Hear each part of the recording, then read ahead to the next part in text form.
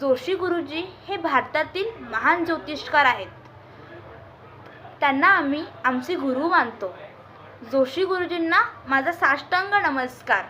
माझे वडील अशोकराव नेहमी दारू प्यायचे, त्यामुळे घरात वातावरण खूप खराब व्हायचे. त्यामुळे आईला पुरेसे पैसे मिळत नसत. त्यामुळे घरात नेहमी कलह, भांडणं व्हायचे आणि कधीकधी मारामारी पण व्हायची.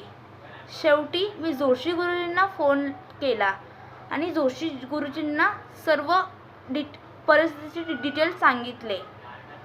जोशी गुरुजींनी मंतरलेला अंगारा आणि मंतरलेला खडा घालायला दिला.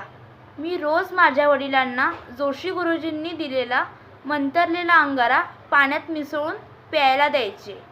जोशी